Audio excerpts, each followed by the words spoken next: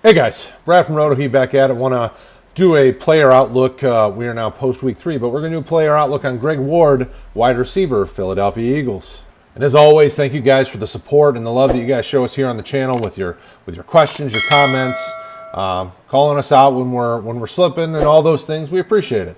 We like having the conversation. We like helping and being a part of your fantasy life and really in all things. You know, whatever RotoHeat can do to help, we're here. So continue to keep that conversation going. If you've been enjoying everything you're seeing, hit that like, hit that subscribe, and the notification icon. Stay up to date with everything we got going on. We're still doing our live streams. We've got start sits videos at the end of the week. We got a lot of stuff going on. We got Devy stuff, and soon we'll convert over and start talking 2020 rookie draft and all those things. So keep it locked in here to RotoHeat on YouTube and RotoHeat.com. Everything's on fire. Everything's on fire. Everything's on fire. Greg Ward. He's a name that you've heard about some in the past. Maybe not a ton. You know, he's kind of been up and down and had a little bit of opportunity there with Philly.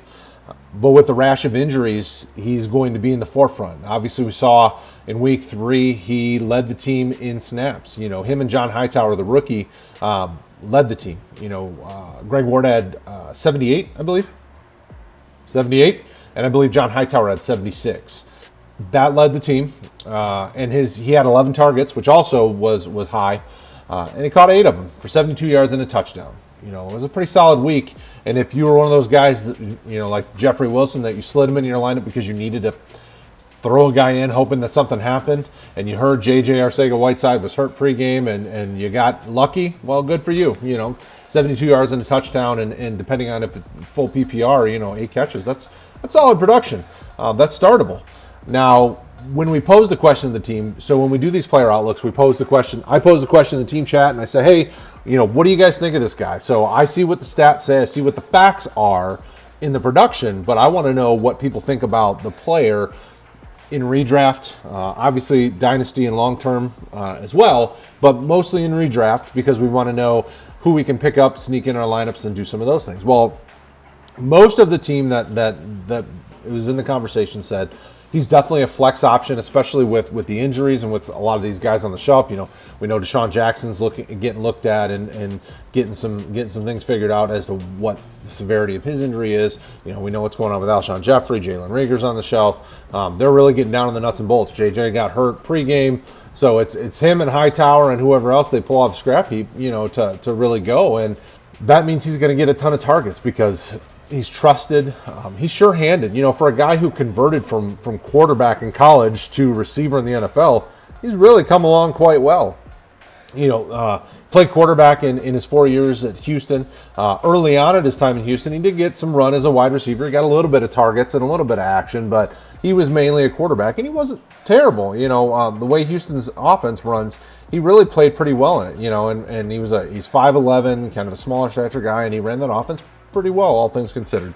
As a wide receiver in the NFL, anytime you convert, it takes time to pick up, and especially when you're converting from the college to the program, it's going to take time to pick up the offense, pick up the position, pick up the nuances of route running and some of those things. Now, obviously, we know he's had some exposure because he played wide receiver at other parts in different times in his career, but you know, it still takes time, especially when you're up to the big boy game. You're up to the pro level, everything's faster. You hear that all the time. Oh, it's just a faster paced game. Well, Greg Ward's doing a good job with it.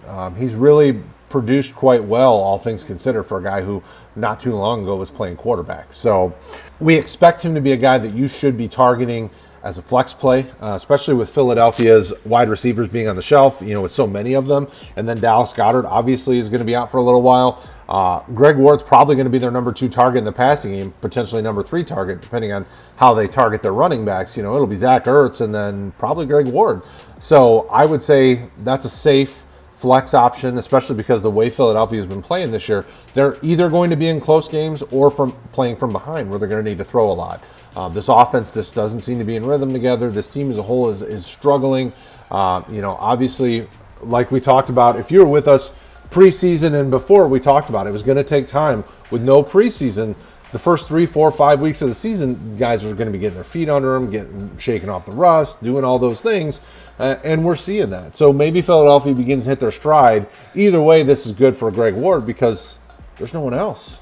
It's Zach Ertz and him right now. John Hightower appears to be their number 2 wide receiver at this point, and he got a little bit of action, but not enough to really warrant fantasy consideration right now, where Greg Ward is fantasy relevant.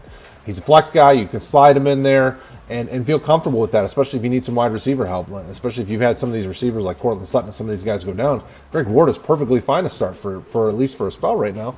Let us know in the comments below. What do you think about Greg Ward? Is he a guy that you're targeting? Is he a guy that you're comfortable starting? And you know, let's keep that conversation going.